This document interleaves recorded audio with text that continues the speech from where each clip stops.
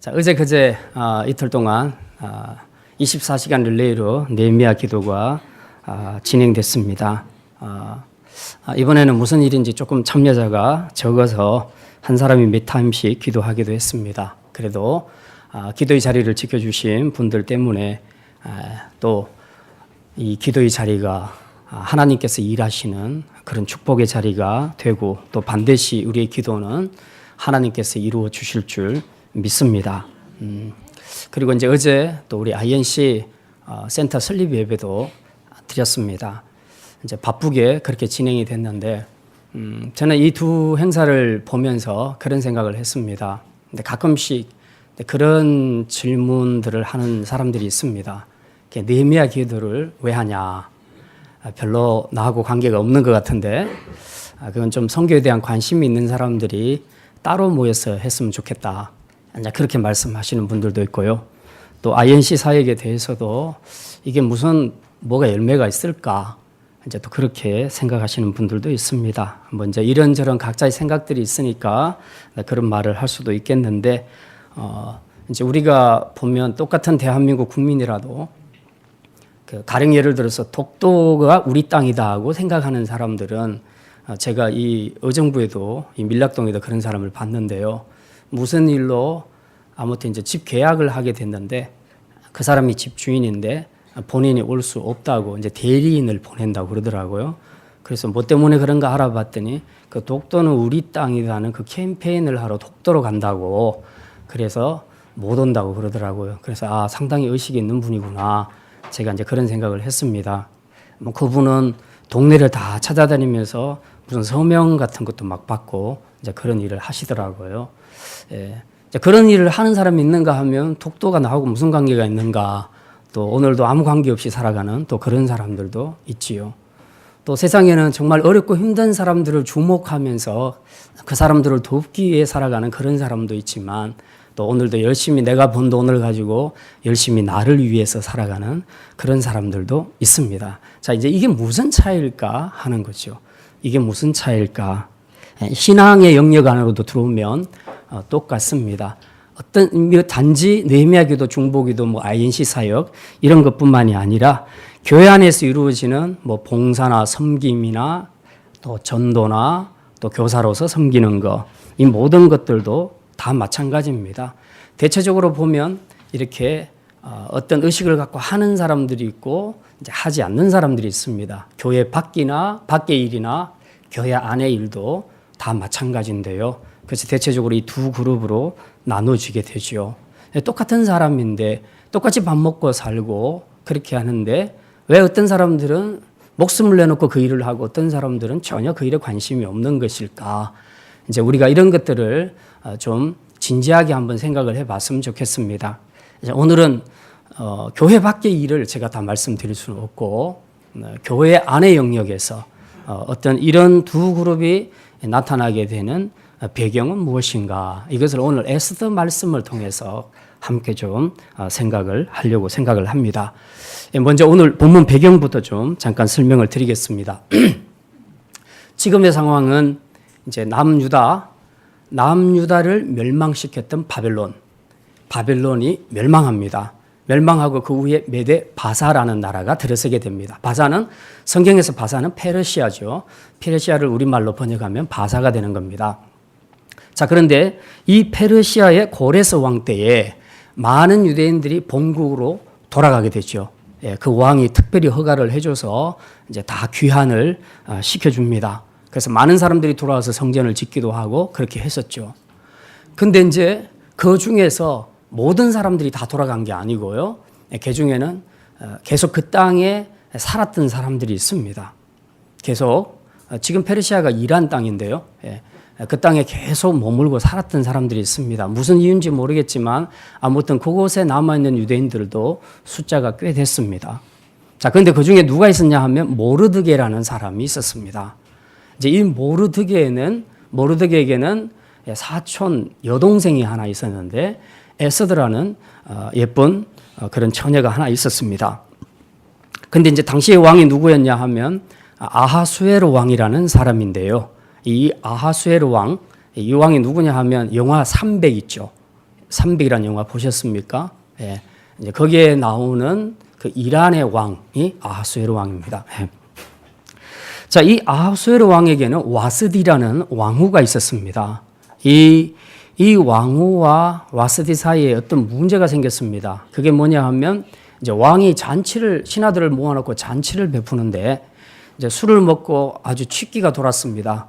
그래서 마음속에 괜히 자기 예쁜 부인 자랑하고 싶은 생각이 든 거죠. 종종 보면 남자들이 그런 것이 있습니다. 예쁜 와이프를 둔 사람들은 그냥 뭐 특별히 기회를 안 줬는데도 본인이 기회를 만들어서 계속해서 자기 부인을 막 등장시키고 이제 이런 경우를 많이 보게 되는데요. 예, 여기 이 아하수에로 왕이 그랬습니다. 그래서 취기에 자기 부인 왕후를 나오라고 그렇게 이제 부릅니다. 근데 이제 이게 예의상 맞지 않는 거죠. 그래서 와스디가 이건 아무리 왕의 명령이라도 이건 예의가 아니다. 저 술 취한 상태에서 나를 불러서 뭐 신하들에게 보인다는 것이 이게 뭐냐. 그래서 안 나간 겁니다. 거절을 한 겁니다. 이제 이것 때문에 아하수에로 왕이 화가 났죠. 그래서 이제 신하들에게 묻습니다. 이제 이 여자를 어떻게 할 것인가. 그랬더니 또 이 신하들이 왕의 비위를 맞추느라고 이 왕의 절대 권력에 대해서 도전하는 것은 왕후라도 용납할 수 없습니다. 그래서 폐위시켜야 마땅합니다. 그래서 폐위를 시켜버린 거예요. 그래서 왕후 자리가 이제 공석이 된 거죠. 그 상태에서 이제 전국에 이제 방을 붙여서 전부 예쁜 처녀들을 다 모집을 한 겁니다. 그래서 그 중에서 얼마간의 이런 그 기간을 통해서 이제 발탁을 하고 또 발탁을 하고 해서 맨 마지막에 뽑힌 사람이 바로 에스더라는 사람이었습니다. 모르드게의 사촌 여동생입니다. 자, 이제 이 에스더에게 이제 어떤 문제가 생겼냐 하는 거죠. 자, 그 나라의 2인자였던 하만이라는 사람이 있었는데요.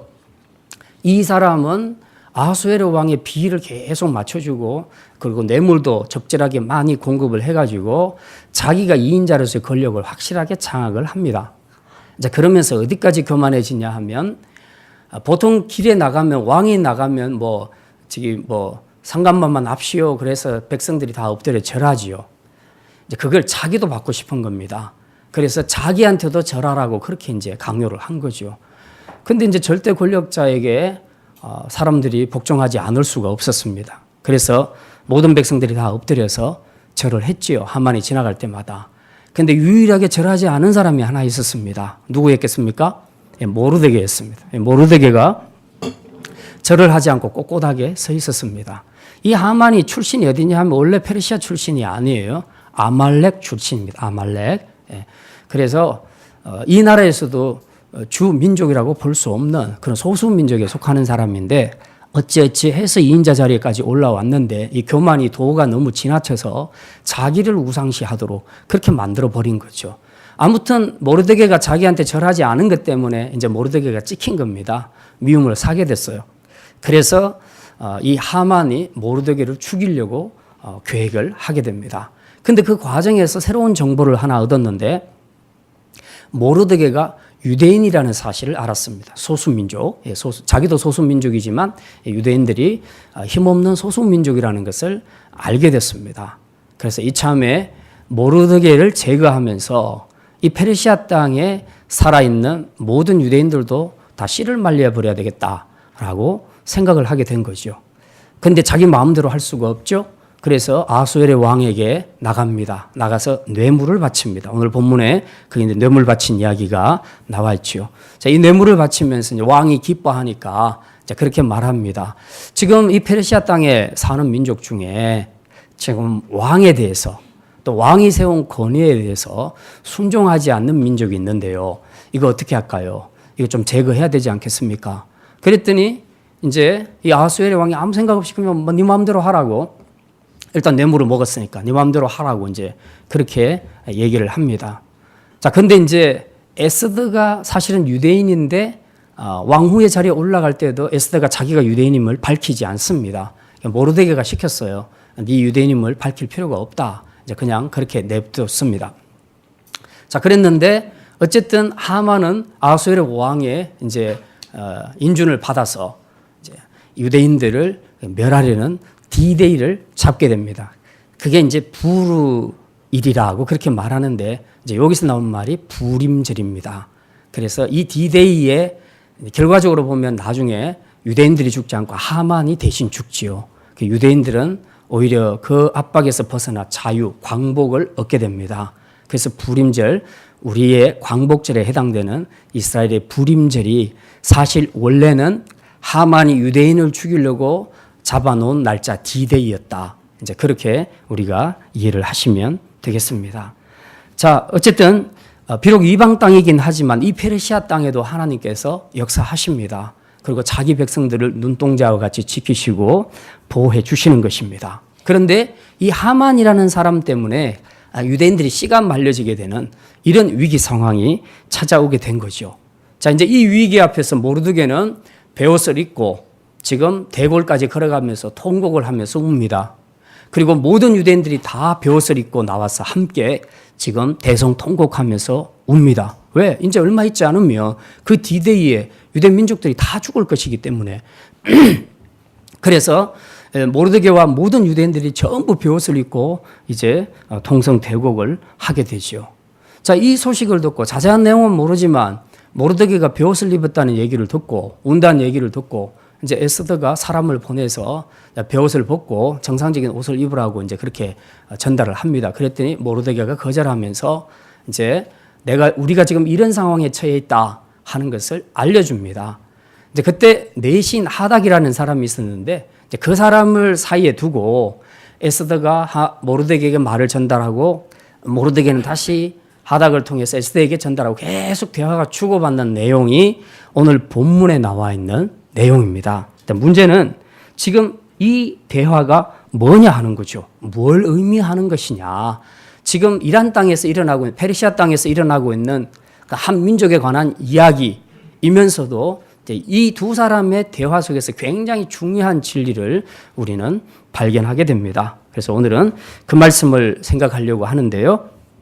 예, 이 두 사람의 대화를 통해서 오늘 말씀의 제목, 비전을 회복하면 할 일이 보인다.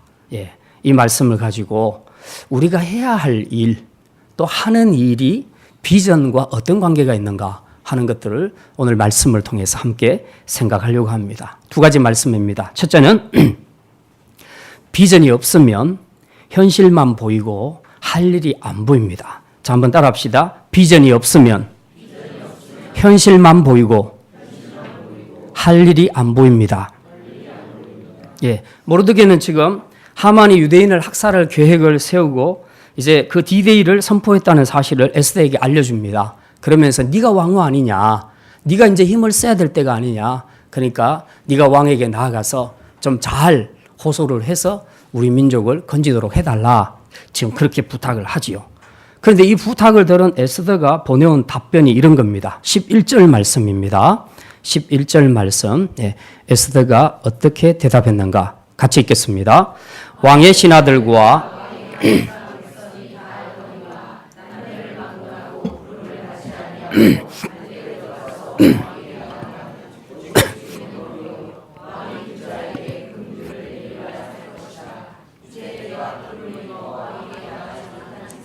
이미 30일이라 하라 하니라. 예. 지금 에스더의 답변을 보면 현실적으로 이해가 되는 얘기입니다. 무슨 얘기입니까? 페르시아 법에는 왕이 오라고 부르지 않았는데 자기가 임의로 나갈 수가 없습니다. 왕의 허가를 반드시 받아야 되고 만약 그것을 어기게 되면 죽음을 당하게 되어 있습니다. 단 한 가지 살 길이 있는데 왕이 금규를 내밀면 이제 그 사람의 사죄를 받게 됩니다.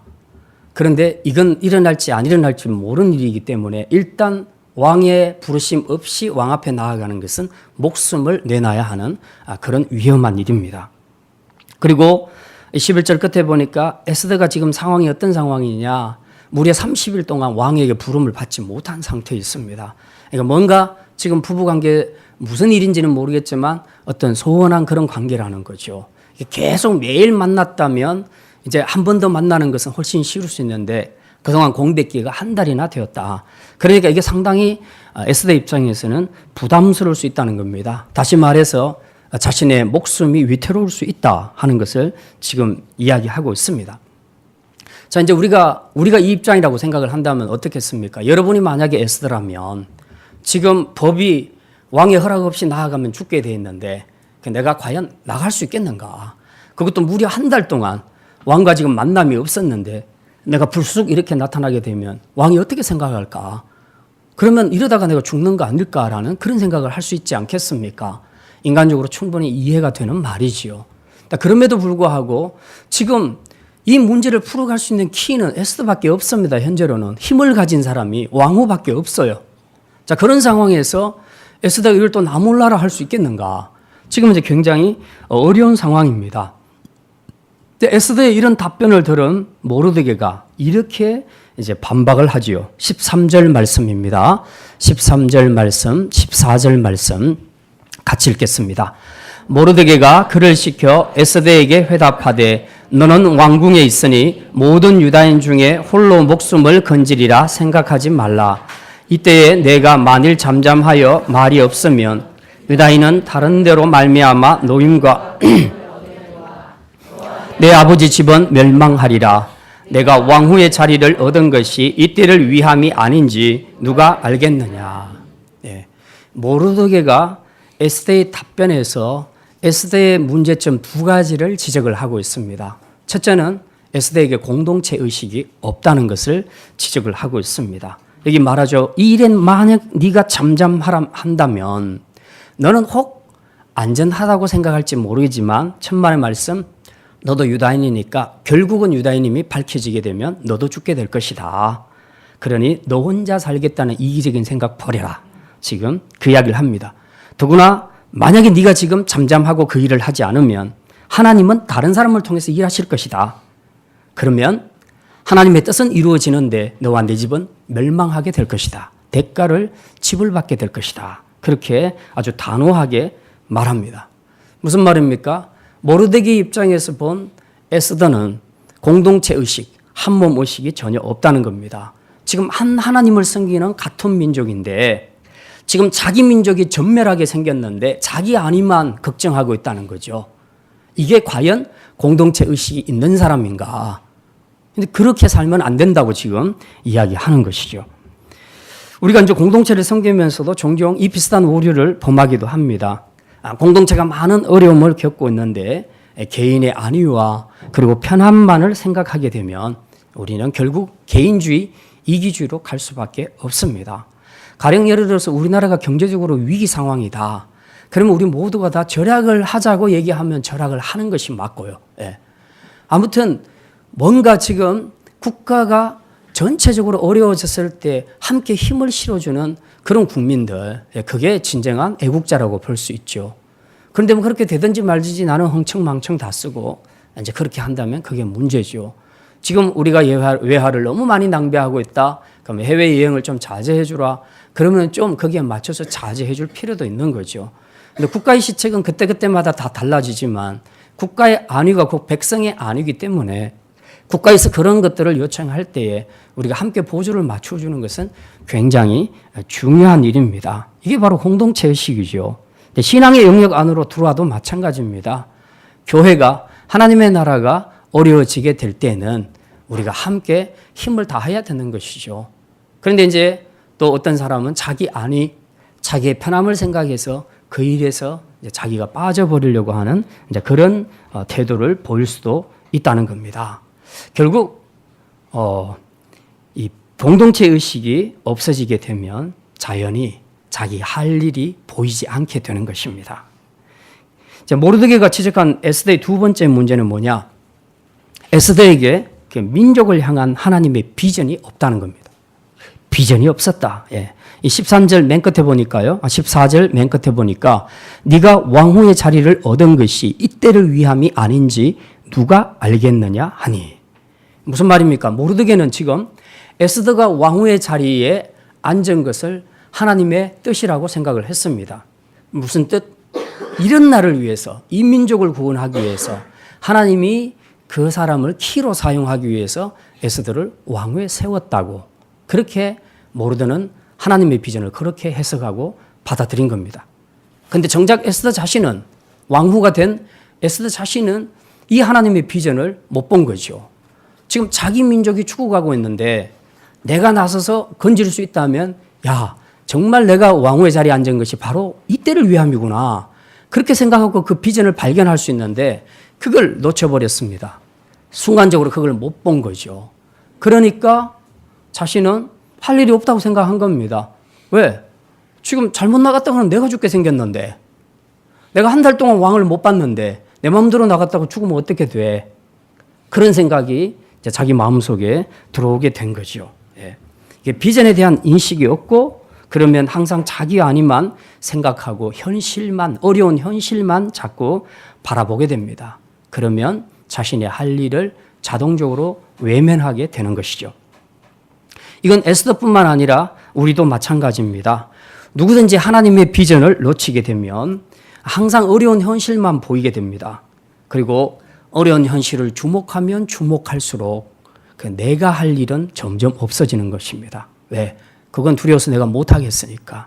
저건 누군가가 해야 할 일이기는 한데 내가 할 일은 아니라고 생각을 하게 되는 거죠. 일반적으로 이제 공부를 하는 아이들과 공부 안 하는 아이들의 큰 차이점이 여러 개가 있습니다. 제가 볼 때는 크게 두 가지로 요약을 합니다. 하나는 비전의 차이입니다. 비전과 목표가 있느냐 없느냐. 두 번째로는 습관의 차이입니다. 공부하는 습관이 안 된 애들은 비전을 줘도 잘 안 됩니다. 머릿속으로는 비전이 있는데 근데 내 몸이 이미 안 하는 쪽으로 습관화되어 있습니다. 근데 정말 중요한 것은 비전입니다. 공부하는 아이들이 목표와 비전이 없으면 그냥 자기 할 일이 없어지는 겁니다. 학생이라도 비전과 목표가 없다, 공부해야 될 비전과 목표가 없다 그러면 그때부터 내가 할 일이 없는 겁니다. 그러니까 학교에서 공부를 안 하게 되는 거죠. 당연하죠. 비전이 없는데, 목표가 없는데 내가 왜 공부를 하겠습니까? 남는 것은 노는 것밖에 없는 거죠. 우리가 자녀들을 교육할 때에 우리 부모들이나 교사들이 정말 마음의 중심을 갖고 생각해야 될 것은 뭐냐 하면, 너 왜 공부 안 하냐? 너 왜 공부 안 하냐? 엄마 아빠가 이렇게 고생하는데, 너를 위해서 이렇게 고생하는데 너 왜 공부 안 하냐? 이런 교육 방식은 안 맞다는 겁니다. 예. 왜냐하면 아이들 안에 비전이 없어서 그래요. 목표가 없어서 그렇습니다. 습관화가 안 돼 있어서 그런 거예요. 비전이든 목표든 습관화든 이건 어릴 때 부모들이 잡아줘야 될 일이에요. 그래서 계속해서 비전을 강화시키고 상기시키고 회복시켜줘야 됩니다. 그래서 공부할 이유를 어느 날 발견한 아이들은요, 그날부터 막 달라지기 시작합니다. 아이들이. 이런 애들 우리 교회 안에도 많이 있어요. 우리 INC 안에 특별히 이런 애들이 많이 있어요. 보면 맨 그냥 교회 왔다 갔다 하면서 놀기만 했던 애들인데 딱 어느 날 비전이 들어오면서 애들이 확 달라졌습니다. 그때부터 막 주위에서 말려야 될 정도로 너무 심하게 공부하는 아이들이 있어요. 예. 정말 이런 애들이 있어요. 지금 이런 결과들이 보이잖아요. 여러분 얼마나 흡족하겠습니까? 예. 부모들에 비해서 제발 공부 좀 그만해. 좀 잠 좀 자. 좀 쉬어. 운동 좀 해. 이런 말이 나올 수 있으면 얼마나 좋겠습니까? 예. 예. 그 누구 부모님인지 잘 모르겠습니다. 예. 자, 아무튼 중요한 것은 비전이라는 겁니다. 비전은 안 주고 계속 공부만 하라고 그렇게 얘기하니까 비전 없는 애들이 뭘 하겠습니까? 사실은 아이 교육에서 1차 책임은 부모에게 있다. 물론 우리도 몰라서 그런 것들을 못 시킨 경우들도 있지만 어쨌든 우리가 이런 성경을 통해서 비전에 대한 원리들도 바르게 이해하는 것이 필요합니다. 예. 영적인 신앙생활도 크게 다르지 않습니다. 교회 안에서 우리가 하는 모든 일들은 다 세상 구원을 위한 하나님의 비전에서 나온 줄 믿으시기를 바랍니다. 우리가 하나님이 주신 비전 때문에 기도도 하고 봉사도 하고 전도도 하고 섬기기도 하는 것입니다. 그런데 하나님이 주신 그 비전이 내 안에 보이지 않으면 그때부터 교회 안에서 내가 할 일은 안 보입니다. 그리고 그건 전부 누군가가 해야 할, 또 남이 해야 하는 일로 그렇게 생각이 되는 것이죠. 이런 현상은 믿음이 있는 사람들에게도 자주 나타납니다. 누구든지 언제든지 비전이 안 보이거나 혹은 비전이 있어도 그 비전이 약화되는 순간부터 그때부터 내 할 일이 안 보이게 되는 것입니다. 그래서 우리는 자녀 교육도 그렇지만 신앙 안에서도 마찬가지입니다. 무조건 어거지로 해라가 아니라 비전을 회복시켜주는 것, 비전을 보여주는 것, 그것이 가장 우선적으로 해야 할 일이다. 모르드게가 비록 책망은 했지만 에스더에게 비전을 보여주었죠. 그래서 에스더가 분연히 일어서게 된 것입니다. 자, 두 번째입니다. 두 번째 말씀. 비전이 보이면 섬길 때가 보입니다. 자, 한번 따라합시다. 비전이 보이면 섬길 때가 보입니다. 예, 아까 13절에 봤는데요. 모르드게가 한 말 중에 이런 말이 있습니다.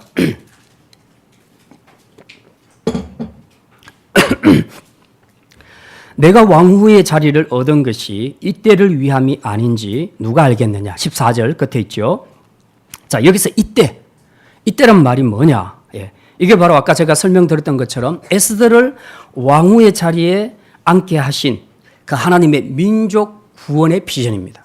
민족을 구원하려는 그 비전을 가지고 하나님께서 에스더를 이미 알고 왕후의 자리에 앉힌 겁니다. 그러니까 모르드게의 말대로 하나님은 지금 이때를 위하여 에스더를 왕후에 앉혔기 때문에 에스더는 바로 지금 일어서야 되는 겁니다. 왕후의 자리에서 일어서서 자기가 해야 할 일을 해야 했던 것입니다. 이제 많은 사람들이 나이가 들면서 인생을 돌아보면서 이제 우리가 후회를 하는 것들도 많지 않습니까? 저도 생각해보면 후회되는 것이 굉장히 많습니다. 근데 우리가 후회하게 되는 것 중에 하나가 뭐냐 하면 때를 놓쳤다는 것을 많이 후회를 합니다. 아, 그때 내가 공부할 걸. 아, 그때 내가 열심히 일할 걸. 직장생활 열심히 할 걸. 아, 그때 내가 건강관리를 좀 잘할 걸. 우리가 항상 그때, 반드시 그때만 했어야 될 그 일을 우리가 하지 않아서 나중에 나이가 들어서 그런 것들을 후회하는 그런 경우들도 굉장히 많지 않습니까? 때란 항상 있는 것이 아닙니다. 기회란 항상 주어지는 것이 아닙니다. 흔히 어른들이 그렇게 말을 하죠. 노세 젊어서 노세 늙어지면 못 노나니. 예.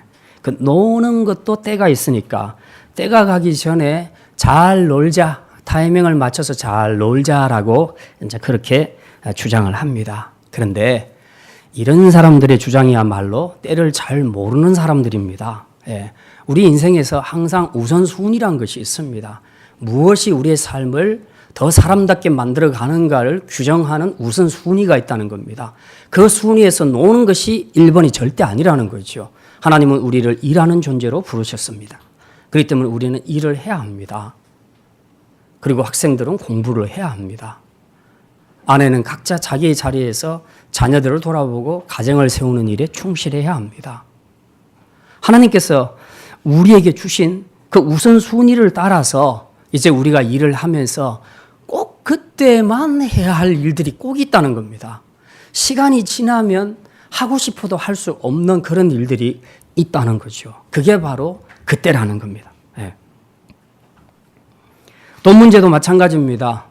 돈을 잘 벌고 내 손에 돈이 많이 들어올 때에, 돈이 있을 때에 내가 세상을 위해서, 하나님 나라를 위하여서 이것을 좀 귀하게 썼어야 되는데, 돈을 잘 벌 때는 그냥 대충대충 흥청망청 자기를 위해서 쓰다가 이제 어느 날 하나님 앞에 비전을 받고 깨닫고 이제는 하나님을 위해서 써야 되겠다고 생각하니까 내 손에 돈이 없는 겁니다. 예.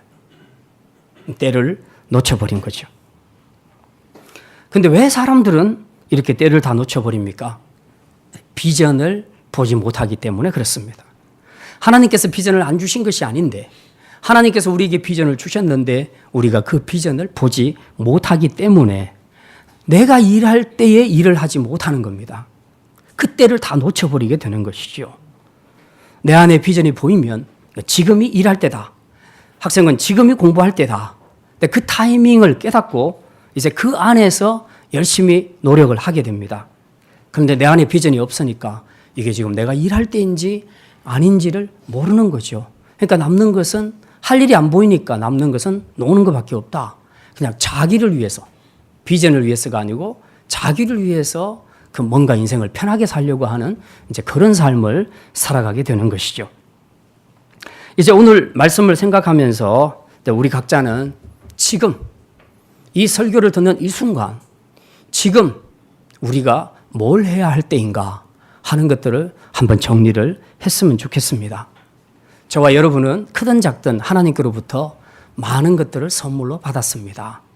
분량은 다 다르지만 어떤 사람들은 재능을 받았고, 어떤 사람들은 학문을 받았고, 어떤 사람들은 다른 사람을 섬길 수 있는 아름다운 마음과 그리고 육체의 건강을 선물로 받았습니다. 그리고 어떤 이들은 물질을 선물로 받았습니다. 각자 받은 분량들은 다 달라도 하나님 앞에 받은 것이 틀림없이 있습니다. 그런데 우리가 이 받은 것을 제때 잘 쓰고 있는가, 잘 활용하고 있는가, 그걸 우리가 생각을 해보자는 겁니다. 여러분은 하나님 앞에서 받은 그 어떤 것이 되었건 간에 그걸 지금 써야 할 때라고 믿습니까? 대답이 잘 안 나오시네요. 예. 죄송합니다. 예. 못 들으신 줄 알고 다시 질문 드리겠습니다. 예. 여러분은 여러분이 하나님 앞에 받은 것을 지금 써야 할 때라고 믿습니까? 네. 나중에 써야 할 때라고 생각하십니까? 예, 아니죠. 만약 여러분에게 비전이 보인다면 그것을 쓸 때가 지금이라는 생각이 분명히 들게 될 것입니다. 저는 가끔 우리 청년들 중에서 보면 하나님 앞에 받은 것을 가지고 잘 섬기는 그런 우리 청년들을 보면서 참 대견하다는 생각을 많이 합니다. 예. 이 교회 사역이건 INC 사역이건 무엇이 됐건 간에 지금 우리가 다음 세대를 살리는 이 일에 있어서 꼭 필요한 일꾼들이 있고요. 그 중에서도 청년들을 필요로 하는 자리가 있습니다. 그 자리에 청년들이 서주게 되면 정말 교회로서는 굉장히 큰 힘을 얻게 되는 것이고 다음 세대 사역은 굉장히 큰 열매를 맺게 될 것이 확실한데 이 자리에 서는 사람들이 분명히 있다는 겁니다. 예. 그래서 제가 그런 청년들을 보면서 굉장히 대견스럽고 참 이쁘다는 생각을 굉장히 많이 합니다. 예. 왜 이들은 다른 사람들은 그렇게 하지 않는데 왜 이들은 그 자리에 섰을까? 서 주었을까? 예.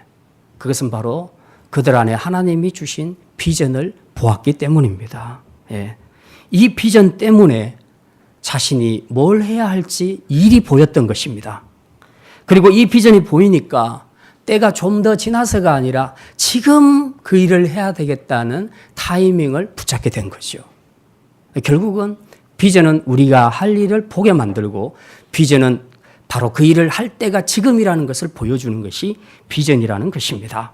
그러므로 이제 우리 성도들과 그리고 특별히 우리 청년들이 하나님 안에서 억지로 내가 뭘 하는 그런 것보다도 먼저 비전을 회복함으로써 자신이 섬겨야 할 때 그 타이밍을 놓치지 말고 나중에 후회하지 않도록 충성스럽게 여러분이 받은 그 은사를 가지고 잘 섬겨서 하나님 나라의 귀하게 쓰임 받을 수 있는 일꾼들이 다 되시기를 바랍니다.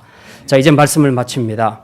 에스더뿐만 아니라 누구든지 순간적으로 비전을 놓쳐버리면 자기 안위와 편안만을 추구하게 되어 있고 자신이 할 일이 없는 것처럼 그런 상황에 빠질 수밖에 없습니다.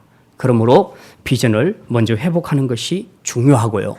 이 일을 위해서 우리가 기도하고 또 이 비전을 받도록 우리가 계속해서 환경을 만들어 줘야 합니다. 피차에.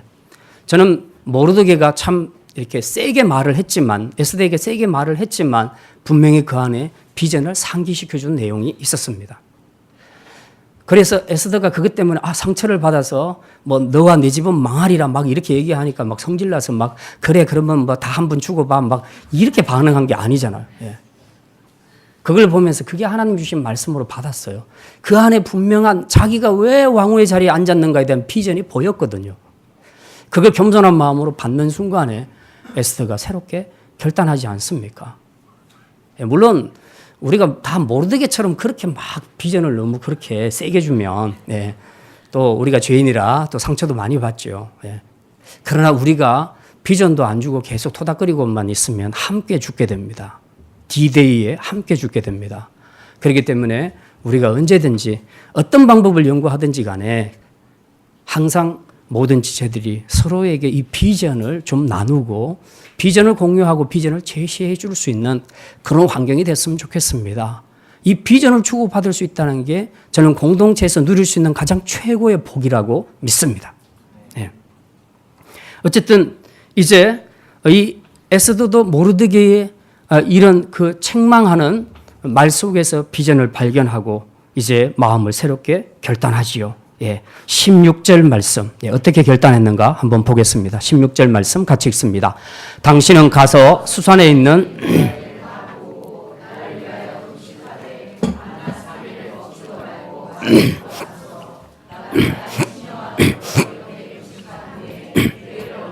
왕에게 나아가리니 죽으면 죽으리이다 하니라. 죽으면 죽으리이다. 에스더의 태도가 이렇게 바뀔 수 있었던 것은 이제야 비로소 자신이 왕후의 자리에 앉은 것이 단지 자신의 부귀영화, 이게 진짜 무슨 신데렐라 꿈을 이루는 이런 것이 아니라 민족을 구원하기 위한 하나님의 비전 때문이었다 하는 것을 깨달았기 때문입니다. 이처럼 비전이 보이면 태도가 달라집니다. 비전이 보이면 전에 두려워하는 일에도 목숨을 걸게 되어 있습니다. 그동안 우리가 어떻게 살아왔는지 그거는 중요하지 않습니다. 중요한 것은 이제부터입니다. 혹 우리가 교회 생활을 하면서 내 눈에 다른 사람들은 정말 열심히 하는데 나는 그 일에 동참할 수 없었던 그 내면에 무엇이 있었는가를 우리가 다시 한번 봤으면 좋겠습니다. 내 눈에 할 일이 보이지 않았습니까? 마땅히 해야 할 일임에도 불구하고 그게 내 일이 아니라 누군가는 해야 할 일인데 나는 아니다. 그러니까 그 누군가가 해야 할 일이라고 생각하면서 우리가 스스로 자신을 열애시키고 살아오지는 않았습니까? 하나님이 이미 나에게 주신 재능과 건강과 달란트와 선물들이 있음에도 불구하고 이것을 어떻게 써야 할지, 언제 써야 할지 모르고 섬겨야 할 때를 놓쳐버리고 그렇게 살아오지는 않았습니까? 이제 하나님이 주신 이 모든 선물들이 바로 지금 설교를 듣는 바로 이 순간 이때를 위함이 아닌지 여러분이 생각하고 이 기회를 놓치지 말고 주의 일에 힘쓰는 자가 되어서 교회에 주신 하나님의 비전을 이루어가는 일에 귀한 축복의 통로로 쓰임받을 수 있기를 주님의 이름으로 축원합니다.